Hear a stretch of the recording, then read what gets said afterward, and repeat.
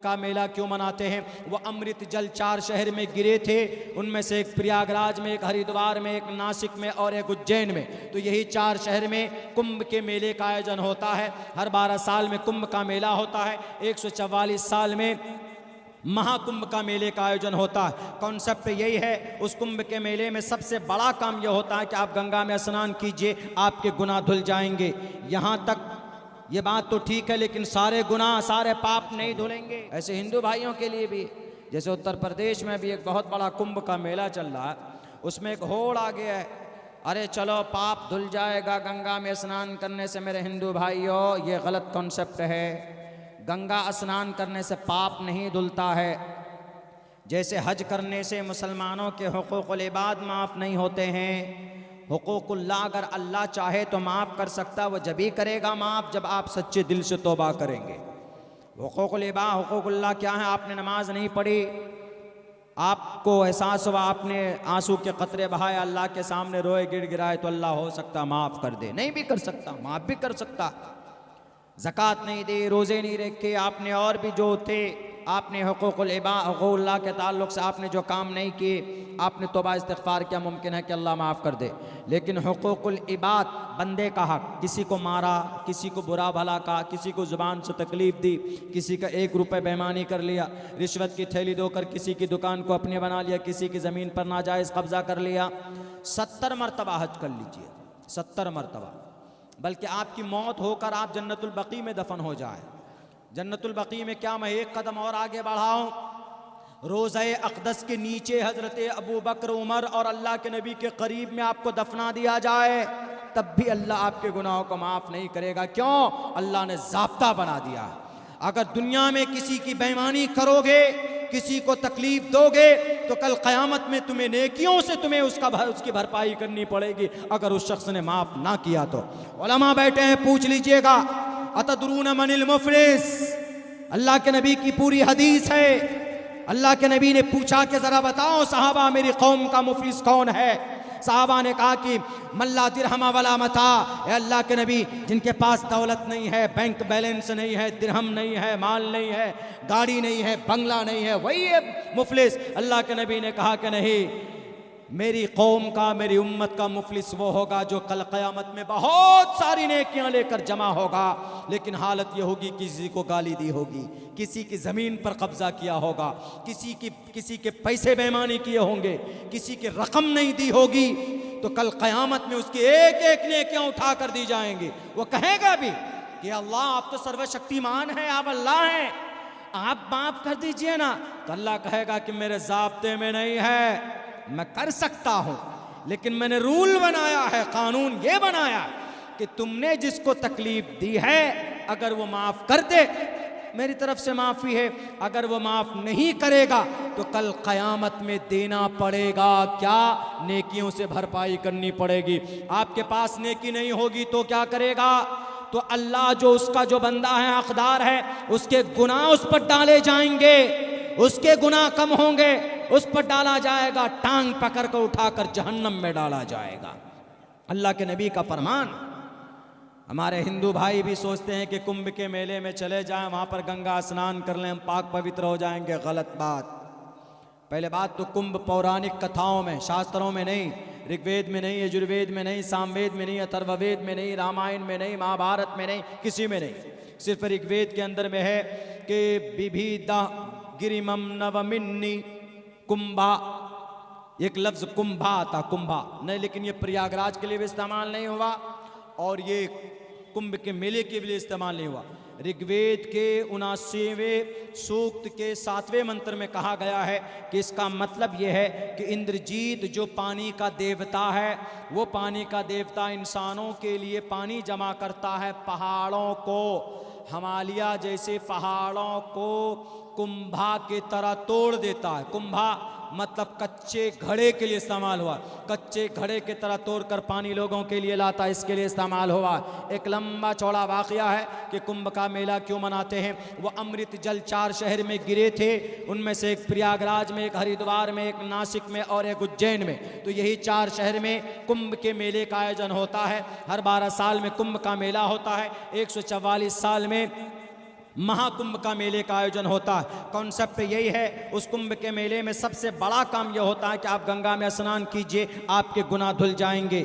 यहाँ तक ये बात तो ठीक है, लेकिन सारे गुनाह, सारे पाप नहीं धुलेंगे। शास्त्र के अनुसार युना पिता जनिता युविधाता धामानि वैद भुवनानि विश्वायुदेवानाम नामदायक इवतम संप्रश्नम भुनायंत यन्या। परमात्मा कहता है कि तुम्हें मरने के बाद मेरे पास आना होगा और तुमने दुनिया में जो गुनाह किए उसका तुमको हिसाब देना पड़ेगा। तुमने क्या गलत किया, क्या सही किया। परमात्मा कहता अगर तुमने किसी को मारा है, किसी का खून बहाया है, टोपी और दाढ़ी के नाम पर किसी की मॉब लिंचिंग की है, मदरसे को सिर्फ यह है कि शक की बुनियाद पर तुमने बुलडोज किया है, नागपुर में टोपी और दाढ़ी की वजह से पुणे के अंदर में 7 किलोमीटर में 2800 घर बुलडोज कर दिए गए। 3 दिन के अंदर 32 बुलडोजर लगाया गया, चलाया गया। परमात्मा कहता है कि वहां के कवानीन के जरिए अगर इंसाफ नहीं मिले तो कल कयामत में खड़ा होना होगा, महाप्रलय में खड़ा होना होगा। चाहे वो अब्दुल्ला सालिम हो, चाहे वो को मोदी हो कि योगी हो कि कोई भी हो, सबको परमात्मा के सामने खड़ा होना होगा और अपने किए का जवाब देना पड़ेगा कि हमने क्या अच्छा किया, क्या बुरा किया। ये फैसला रब करेगा, परमात्मा करेगा। इसीलिए परमात्मा कहता है कि अगर तुमने किसी को नुकसान, किसी को तकलीफ पहुंचाई तो गंगा में 70 बरस तक भी अगर तुम नहाओगे तो तुम पाक की हासिल नहीं कर सकते, तुमको मुक्ति नहीं मिल सकती। ये शास्त्र विधि मुत्सरज्य वर्तते काम कार्ता न सिद्धिम आपनुति न सुखम न पराम गतिम। तुम परमात्माओं को इग्नोर करके, लोगों पर अत्याचार करके तुमको मुक्ति नहीं मिल सकती है। मेरे भाइयों, बात वही है कि हमारा कुरान अल्हम्दुलिल्लाह मुसद्दक कलाम है। जो बातें कह दी गई है वो to the day of judgement और मरने के बाद भी इंशाअल्लाह ये कुरान हमारा साथ देगा। तो हम अकीदे की वजह से पढ़ते हैं, हम अल्लाह की कुर्बत हासिल करने के लिए कुरान की तालीम अपने बच्चों को देते हैं। इसीलिए मैं तमाम मुसलमानों से कहता हूँ कि अपने बच्चों को कुरान की तालीम दीजिए, अकीदे की तालीम दीजिए। डॉक्टर बनाइए, इंजीनियर बनाए। I have completed my graduation course from MERCCS इन बेंगलोर से हमने ग्रेजुएशन कंप्लीट किया। लेकिन अल्हम्दुलिल्लाह उलमा की दुआओं के नतीजे में पहले मैं आलिम दीन बना हूँ, हाफिज कुरान बना हूँ। 11 साल की उम्र में अम्मी अब्बा ने सोचा भी नहीं था हमारा पूरा घराना अल्हम्दुलिल्लाह 3 आलिम दीन मिलेंगे, 2 हाफिज कुरान मिलेंगे।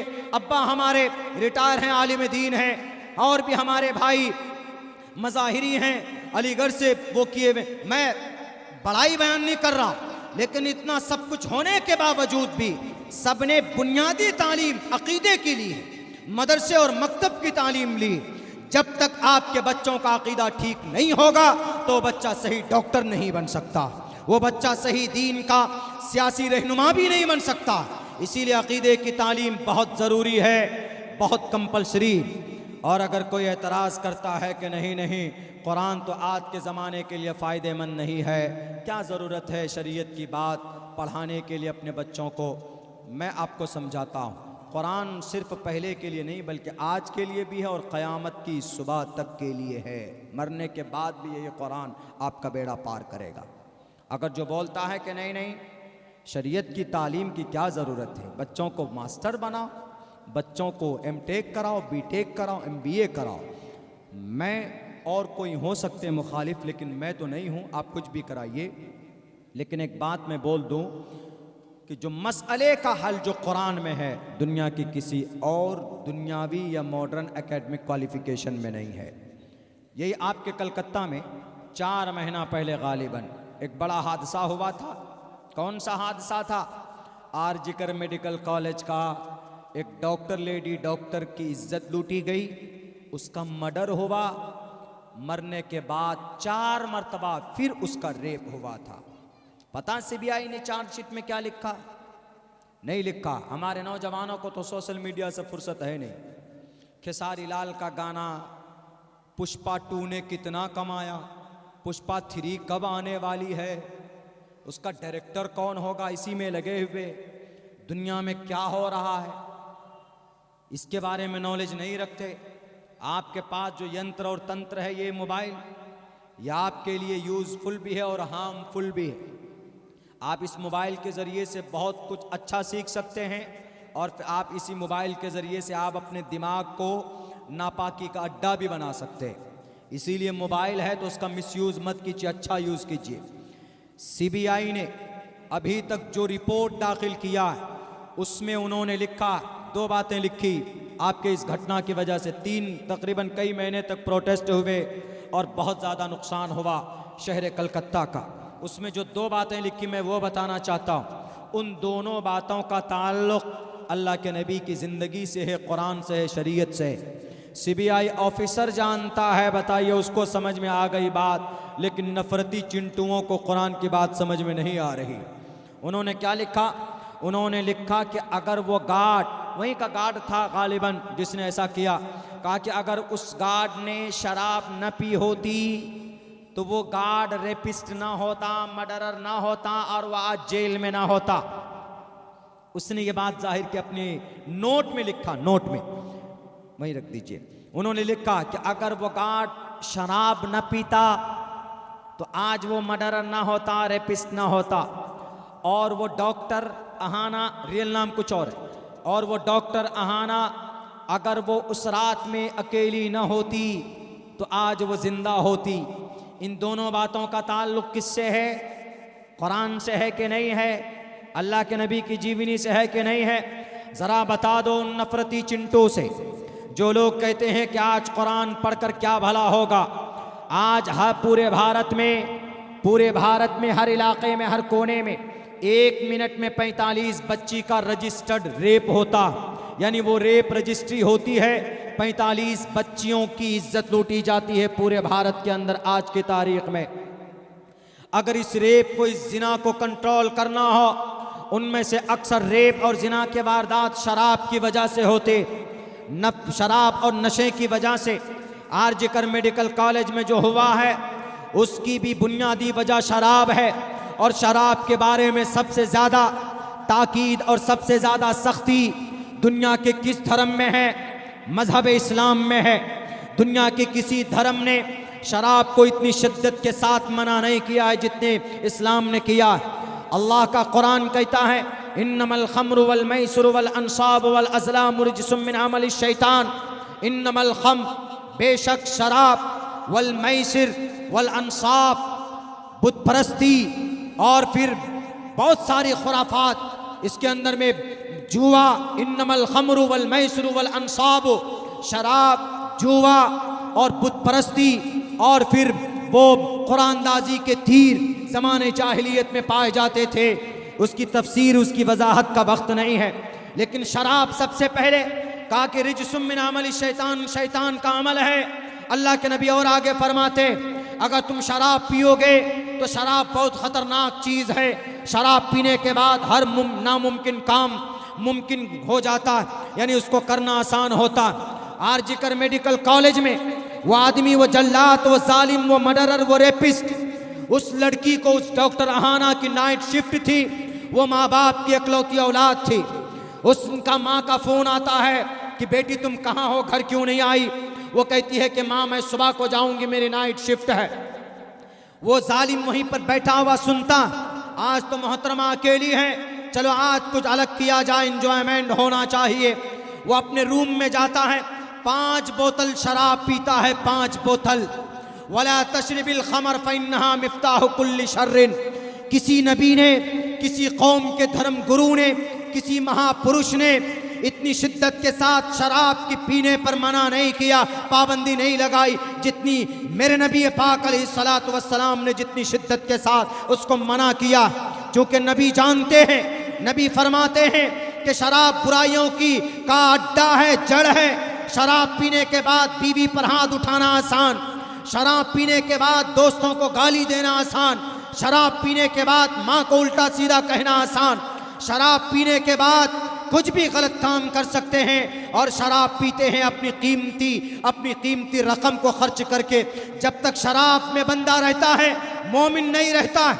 उलमा बैठे हैं, मैं तो एक तालिबे इल्म हूँ। अल्लाह के नबी की हदीस है बुखारी और मुस्लिम की, ला यशरबुल खमर हीन यशरबु वहुव मोमिनुन। शराब का एक कतरा हलक में उतरता है तो ईमान इंसान की, मोमिन की दिल से निकल जाता। और बाज़ मुहद्दिसीन ने इसकी वजाहत भी की, अगर शराबी हालत नशा में मौत हो जाए तो वो कुफ्र की हालत में मरेगा, क्योंकि ईमान उसके अंदर था ही नहीं। इसलिए शराब गंदी चीज है। वो आदमी 5 बोतल शराब पीता और रात को 3 बजे उस डॉक्टर के पीछे जाता। वो डॉक्टर अकेली रात को 3 बजे कॉन्फ्रेंस हॉल में जाकर लेट जाती। वो जाकर उसके पास छेड़ता, दरवाजा बंद कर देता, उसको छेड़ने लगता। वो डॉक्टर अपनी जान बचाने की कोशिश करती है तो उस पर अपने रौब जमाने के लिए जोर से थप्पड़ मारता। उसका चश्मे का शीशा टूटकर उसकी आंख में घुसता, उसकी आंख फूट जाती। ये सीबीआई ने अपनी रिपोर्ट में लिखा होगा, मैं कोई अखबारी बात नहीं कर रहा। मैंने उस क्राइम ब्रांच के उनके चार्जशीट को हमने पढ़ा है, आप भी पढ़ सकते हैं। मेरे भाइयों, इसी पर बस नहीं किया, जब वो औरत काबू में नहीं आ रही थी तो उसने जोर से उसकी कलाई को मरोड़ा, उसकी कलाई तोड़ दी उस जालिम ने, उस हैवान ने। ये कोई इंसान नहीं कर सकता, ये हैवान कर सकता। और इंसान हैवान बनता है शराब की वजह से। और शराब पर शिद्दत से अगर किसी ने स्टैंड लिया, किसी ने मना किया, इसी कुरान ने मना किया, इसी शरीयत ने मना किया, इसी मदरसे में पढ़ने पढ़ाने वालों ने शराब की बुराई को लोगों के सामने वजाहत के साथ बयान किया।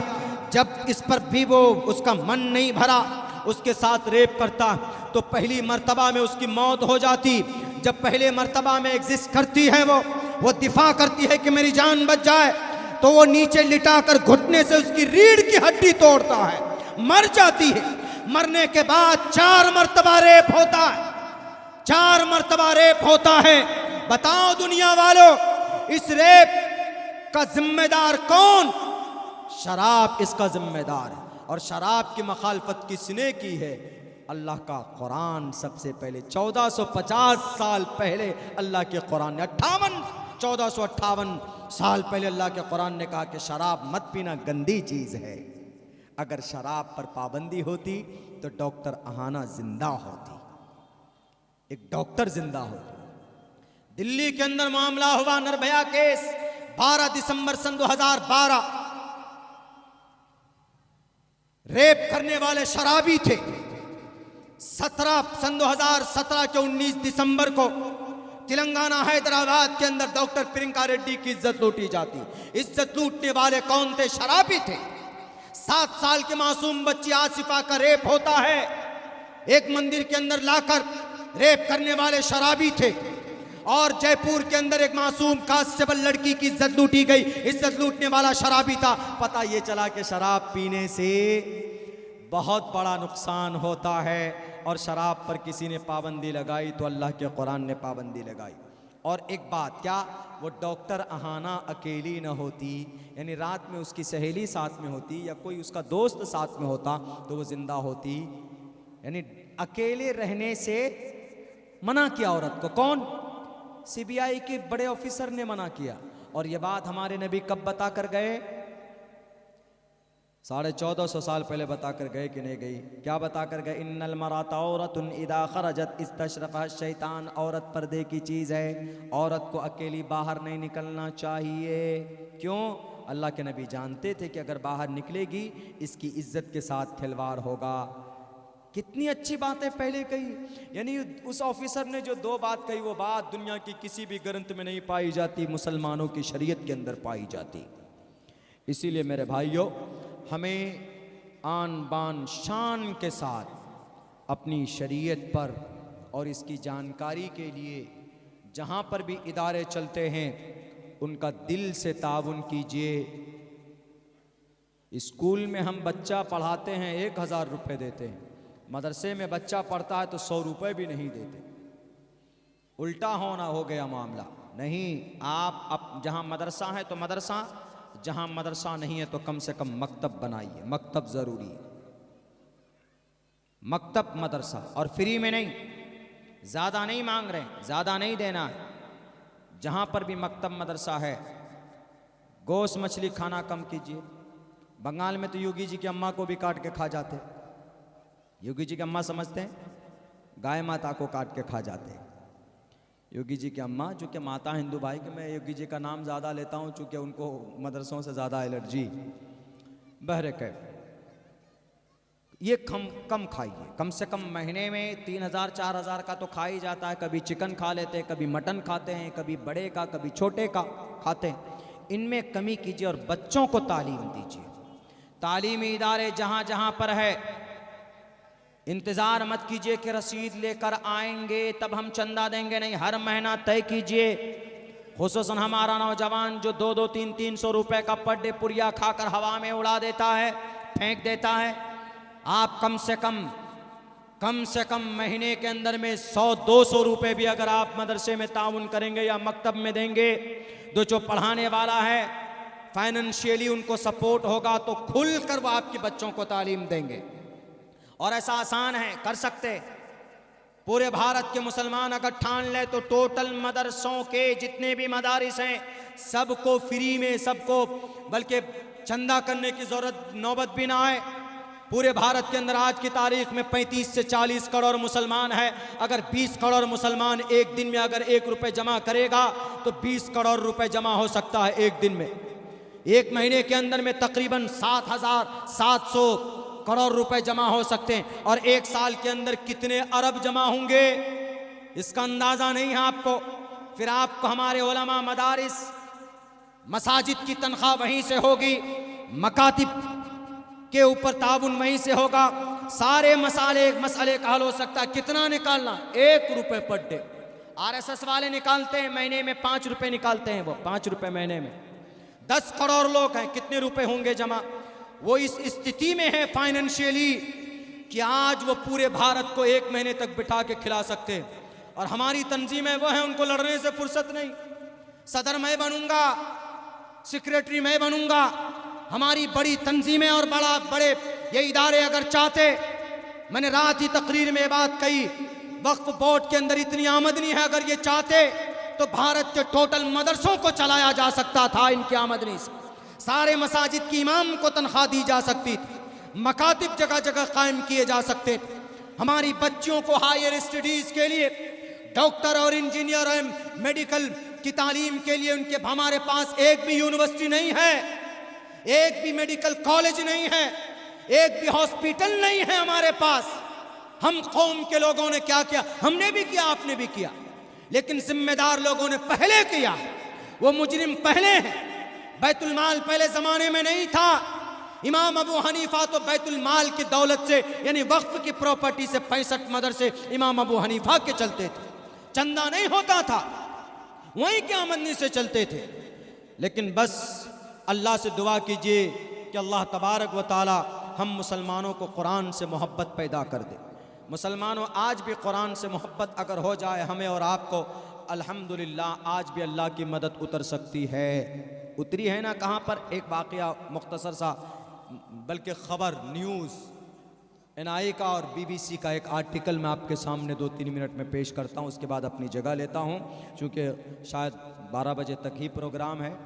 जो टाइमिंग हो प्रोग्राम का उसी हिसाब से कीजिए, किसी को बोलने का मौका ही मत दीजिए कि अरे ये मौलाना लोग तो 12 बजे के बाद भी करते हैं, नहीं होना चाहिए। एक मुख्तसर, 466 दिन हो गए, 466 दिन। कहाँ पर?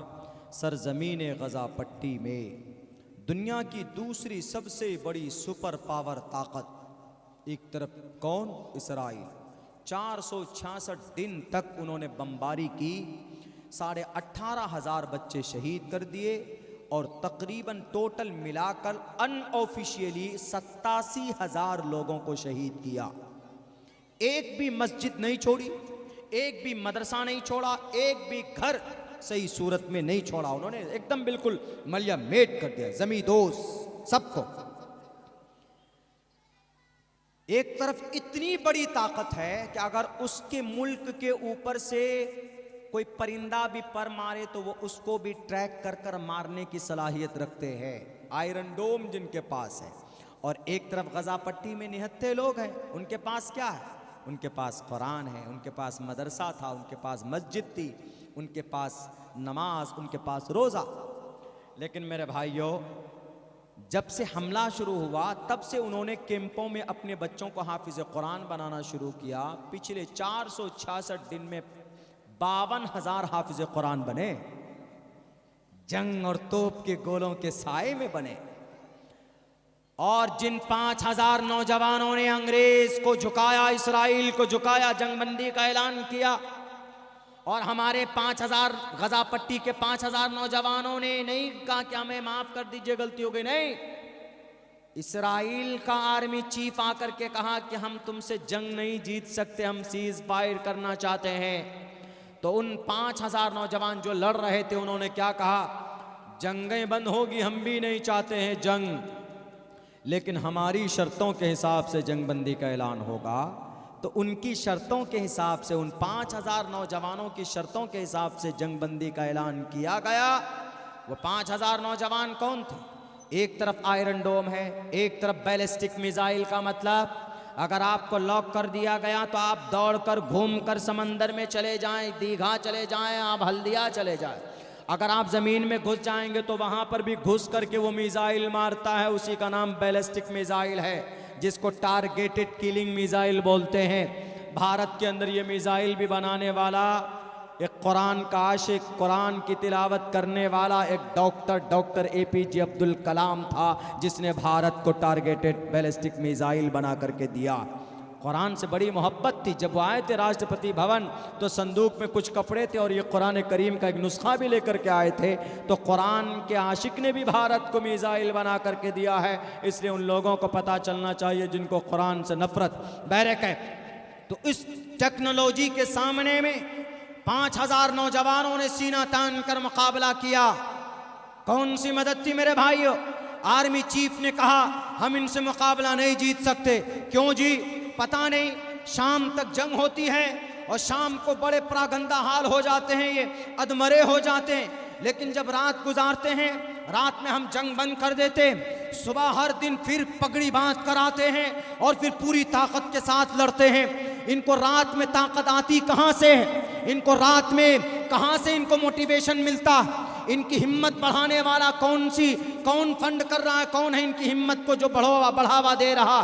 तहकीक की गई, मौसाद को लगाया, सारे एजेंसी को लगाया, तो किसी ने क्लोजली रिपोर्ट पेश की। उन्होंने कहा कि अरे ये तो रातों को क्या करते हैं, रातों को ईशा की नमाज पढ़ते हैं, ईशा की नमाज के बाद 6 घंटे के लिए सो जाते हैं, उसके बाद तहज्जुद के लिए उठते हैं, वज़ू करते हैं और तहज्जुद की नीयत बांधते हैं और फिर वहाँ पर तहज्जुद में कुरान करीम की तिलावत करते हैं। और जब कोई बंदा कुरान करीम की तिलावत करता है तो अल्लाह से करीब होता है। के हेतु ब्रह्मगतिस्तांति सत्संगतिर्दान विचारतोषा। हिंदू शास्त्रों में भी है कि परमात्मा के करीब होना है तो परमात्मा के शास्त्र को पढ़ो।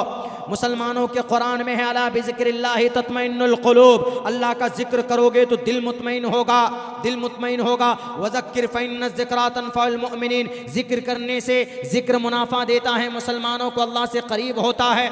तो वह रातों को तहज्जुद की नमाज में उठते हैं और कुरान करीम की तिलावत करते हैं। 8 रकात के अंदर 2-2, 3-3 पारे पढ़ते हैं। फिर फजर की नमाज जमात के साथ अदा करते हैं। फजर की नमाज के बाद 2 पारे तिलावत करते हैं। उसके बाद फिर नाश्ता जो भी होता है, नाश्ता करने के बाद सर पर कफन बांधकर पगड़ी की शक्ल में नबी की सुन्नत को सजाकर मैदान में निकलता है। तो उसने कहा कि ये तो कहीं पर ताकत एनर्जी की कोई चीज़ दिखी नहीं। तो फिर उस रिपोर्टर ने कहा कि जब तक इनका रिश्ता इस कुरान से जुड़ा हुआ है, तुम पूरी दुनिया की ताकत लगा दो, तुम इनसे जीत नहीं सकते, चूंकि इनका पावर हाउस इनका कुरान है।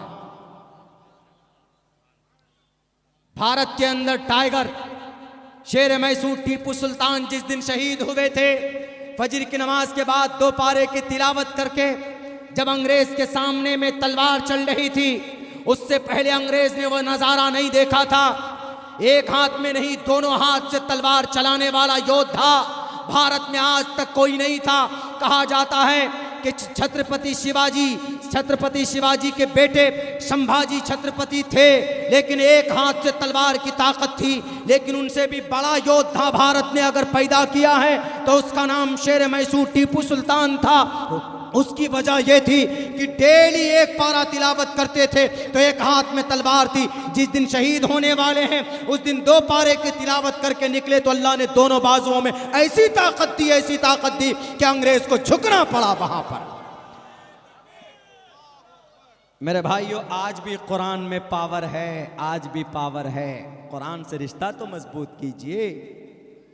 गाना सुनने में मस्त मगन रहते हैं लेकिन कुरान की तिलावत नहीं। कुरान पर रिश्ता मजबूत कीजिए। अल्लाह तबारक व तआला ने बड़े बड़े तुर्रम खां को, सुरमाओं को इस कुरान के सामने झुकाया है। बहरकैफ कुरान की तालीम के लिए मकतब ज़रूरी है, मदरसा ज़रूरी है, जहाँ पर भी हो उनको फाइनेंशियली मदद कीजिए।